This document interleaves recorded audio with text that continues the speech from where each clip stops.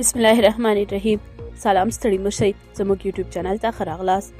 د طالبانو د لوړو زده کړو وزیر وایي د نجونو تعلیم مطلق نه دی بند شوی. د طالبانو د لوړو زده کړو وزارت سرپرست ندا محمد ندیم وایي د نجونو تعلیم د مطلق بندېدو خبره نه ده شوې، بلکې تر امر ثاني پورې ځنډول شوي دي.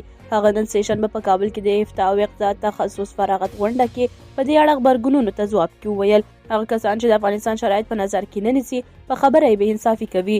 نوموړي زیاته کړه یوه خاصه خبره چې ټوله میډیا ورته متوجه ده او پر دې تمرکز دی هغه د وناسو د تحصیل مسله ده.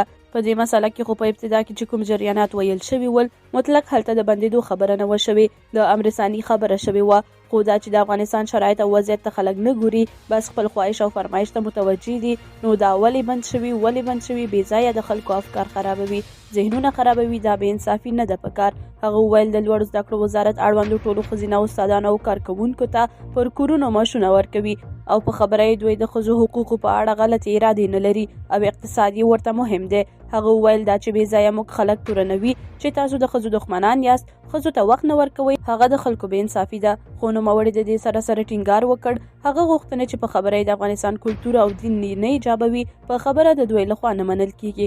دا په داسې حال کې ده چې پر افغانستان د طالبانو حکومت تر حاکمیت وروسته د تیر یو کال را په دې خوا تر شپږم پورته د نجونو ښوونځي تر امر ثاني پورې ځنډول شوي دي چې تر دا مهاله لا نه دي پرانیستل شوي.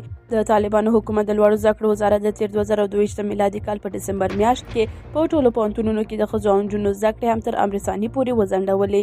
طالب چارواکو د نجونو د زده کړو ځنډېدو لامل د هغو لپاره د یو مناسب چاپیریال رامنځته کول او یوې طرحې چمتو کول بللی دي، خو تر اوسه پورې دواړه نه دي روښانه شوي. د طالبانو لخوا د نجونو د زده کړو ځنډېدو مسلې په افغانستان او بهر کې پراخه غبرګونونه وپارول او له هغوی څخه یې وغوښتل چې په دې اړه پر خپلې پرېکړې بیا کتنه وکړي او ښځو او نجونو ته د زده کړو اجازه ورکړي. دا و زموږ چمتو شوي ویډیو. تر بیا ښه وخت، ښې چارې.